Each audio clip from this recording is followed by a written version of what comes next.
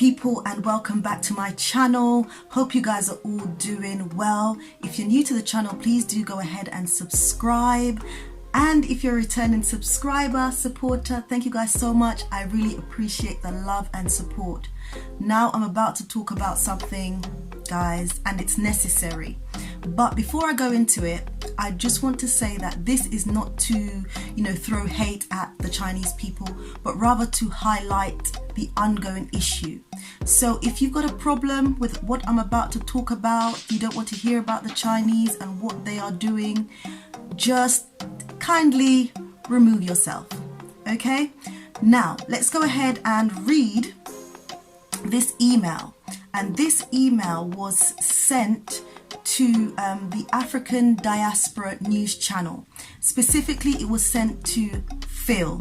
And I'll read what the email says. It says, "Phil, I have noticed that you are talking a lot about the Chinese people moving to Africa. What you have to understand is that the Chinese are a more advanced race than the Africans. It's part of the evolutionary process that the stronger race dominates the weaker race.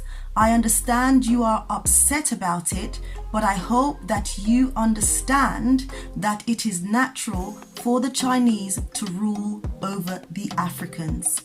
I am sorry to say that us Chinese believe that the Africans are mentally inferior and that their resources must not be wasted. It is in the betterment of the Chinese people, and since the Africans don't have the mental capacity to utilize their rich resources, why can't the Chinese do it? I hope that you won't comment about the dealings of the Chinese people in Africa in the future."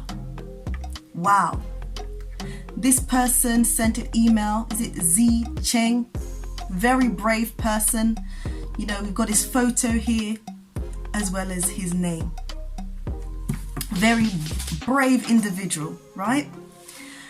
Now, I just want to address some key points which he put out there. He says, Chinese is the more advanced than the Africans. It's part of the evolutionary process that the stronger race dominates the weaker race. So basically, he's saying that the Africans are the weaker race, and he's talking about the evolutionary process. Now, this guy, he's going back to the 1800s because he's talking about a specific theory by Charles Darwin, survival of the fittest and extinction. So if he has the mentality like this, and many other Chinese people have the audacity to think that blacks are the weaker race, then you can see the plan and the agendas of the Chinese.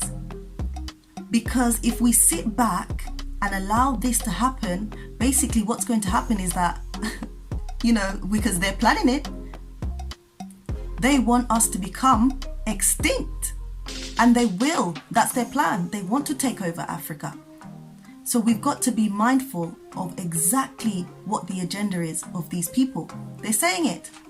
And he says, us Chinese believe that Africans are mentally inferior.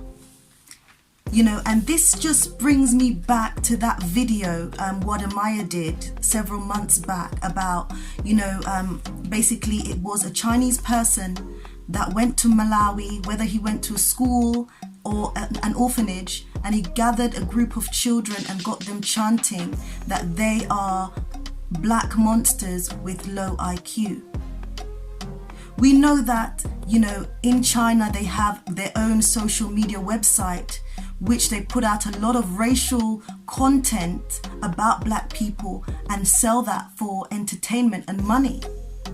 So we're seeing a continuous pattern of how the Chinese view black people.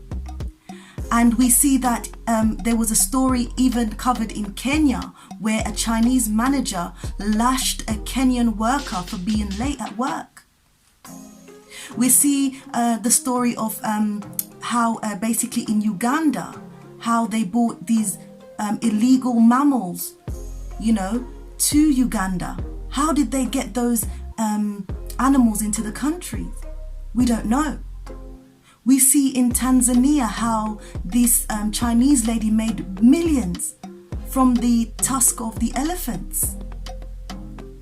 But when I spoke about how, you know, on this platform I spoke about how Chinese people were treating Africans in China, a lot of Chinese came onto the platform and they said, oh, but you know, these Chinese people, they're only treating these people, African people, like this because Africans, when they come to China, they commit these crimes and they're criminals.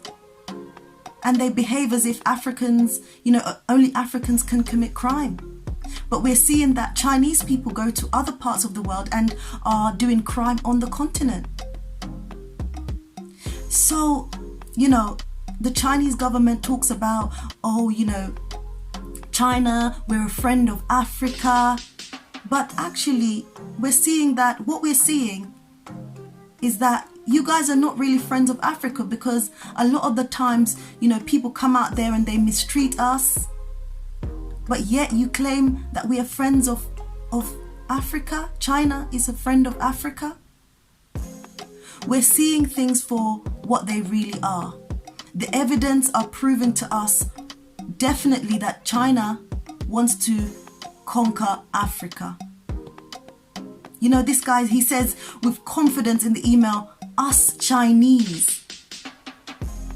He's not talking about himself. He says us Chinese. And if the Chinese want to try and correct some of these things, what they have to try and do is educate their people.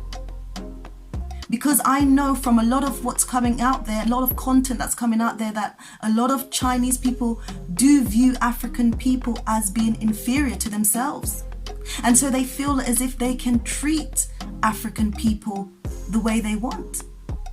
And so that's why it is important that African leaders learn from the past, from the colonial era.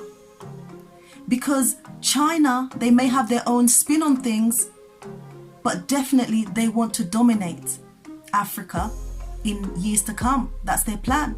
They want to build a legacy for themselves. And so the Africans on the continent and us from the diaspora are not going to sit back and see this happen. We're not willing to sit back. We are a voice for our ancestors. And for today, we are a voice, and we will speak out against the wrongs that are happening against our people. And so nobody will silence us, because he goes on to say, you know, he asks us not to speak about the issues of China. But nobody will silence us, because we are awake and we know what's happening, and we are not going to back down without a fight. That's for sure. One thing I wanted to address, you know, this whole thing about China being friends of Africa. They come in, they say, oh, we'll build you a road, we'll build you a school, we'll build you a hospital. It's all for free. We're friends of Africa. But we all know that there is no such thing as a free lunch. For me, it's like free poison. They give you something, they say, oh, here you go, free lunch. But within that lunch, there's a poison.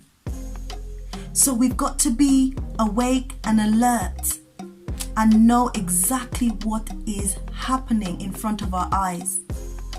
And we, the diaspora, we are not sleeping. We are awake. And we will keep challenging China's agenda in Africa.